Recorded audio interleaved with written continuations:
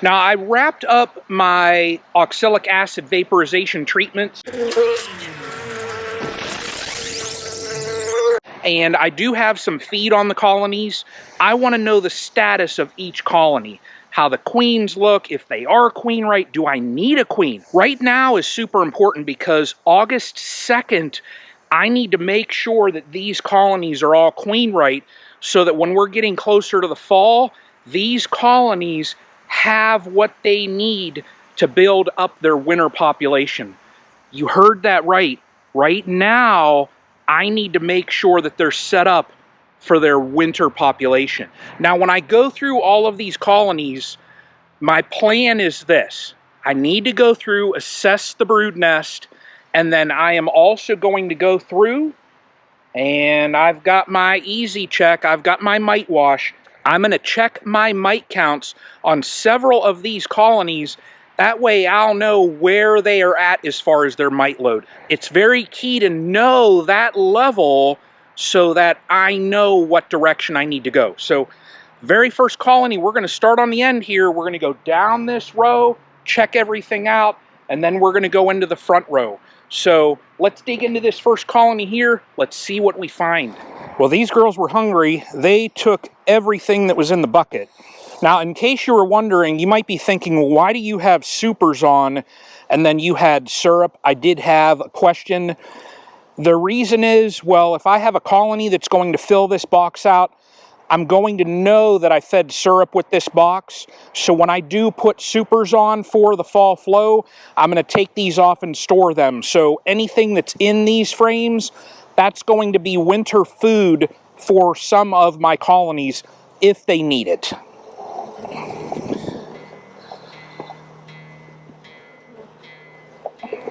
Well, the bees are slightly temperamental today.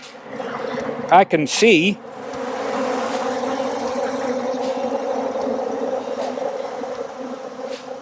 Wow, I've never had a colony like this. Look at this.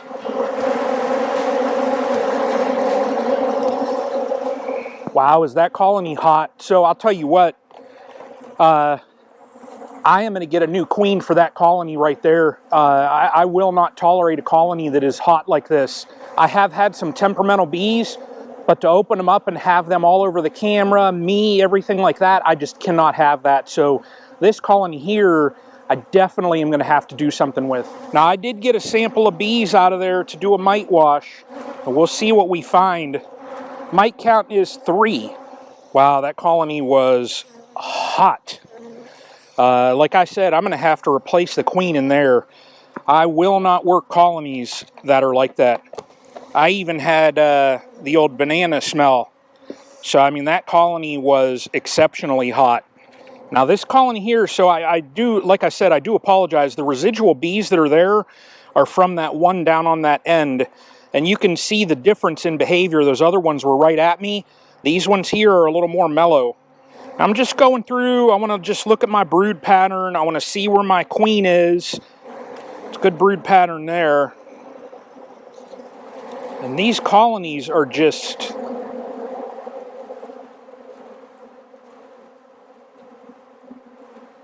they are hot. I tell you what, y'all, I think this is going to be it for the day. Yeah, I don't want to work colonies like this. I'm going to get sugar syrup on them. And that's going to be that. Well, it is Sunday now, and yesterday I just let the bees kind of chill. They were just super active. I mean, you saw in the clip there, I mean, they were just coming at the cameras like mad. There were actually stingers clear around the microphones and that. So, but yesterday I did. Now, if you see my yard up here, well, I spent a good amount of time clearing out some extra land that way. Well, I mean, this right here, this looks like, oh man, good spot for a nuke row for next year. So what I plan on today, I'm going to leave the back row kind of go because the end colony up there was just, they were super angry. So I'm going to go through this front row, check the resource hive, and just kind of go on down through and see how some things are. I need to spot check some of these colonies. Some syrup in there. Got new wax on there, so that's good. Yeah, yesterday, I tell you, you got to know when to just walk away at times. Okay, so there's larvae down in there. Right down in there, I see larvae. So I'm going to do a spot check of the lower box here. Now, I got a couple questions on these resource hives. A couple people were saying, why do you, why are you putting 2 4-frame boxes on a 10-frame? It is 2 separate colonies. This is not one colony in the lower portion. It's 2 separate 4-frame colonies. I like these because it's a good way to hold a queen. Oh, there's some brood on there. Oh, and there's the queen. So that's a blue dot. Queen is down along that edge there, so that's good. I'm just going to put this back in. At least if I can check a couple, I'll know where they're sitting. And I can always come back another day. Oh, so there's my queen right there. So she's up top here working. Let's see what this other frame here shows me, and then that's going to be it for this one. I'm not going to go down in that lower box if she's up top here. I just want to see, yes, there's brood. Okay, well, there's a little pattern on there. Yep, okay. Good. Not a lot of weight in there. Now, if you guys are wondering why I have supers on with syrup, it's purely just to fill out frames. That's all. I will not pull from any of the supers that are on here. In my typical setup anyways, it is a deep and a medium. And the medium that stays on, I will never extract it. That's just for the bees. It's not quite as bad as yesterday. The girls are not coming at me as bad as yesterday, but, I still have some. Not as bad, though, today. Now, this colony here, we'll see what it shows us. I'm hoping to see some good signs in here. This year was truly just a rebuilding year, and I see, oh, there's some pollen down in there, so that's good.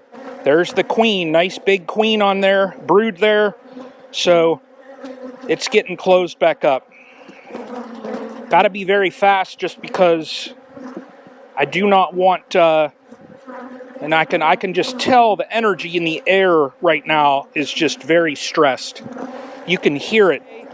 I'm going to check this one last colony. This one had a virgin about 2 weeks ago, so I want to see if I find a mated queen in this hive. All right, so a smaller population size here. I'll see what they show me. You'll have moments like this in beekeeping. You'll have upset colonies. They get grumpy. If I see any signs of brood, I'll know that I have a mated queen in here. You know, the behavior on these almost tells me that there is a mated queen. You can tell, colonies, when they don't have a queen mama, they get grumpy. Oh, there's brood in there. There's brood in there. Yep, there's brood down in there. So they made a queen. Now, I can mark my max indicator that this colony is queen right. It's so important right now to make sure that these colonies are queen right. You just look how chill they are on there. All right. Well, I'm going to wrap this colony here back up. It's good that I found that brood.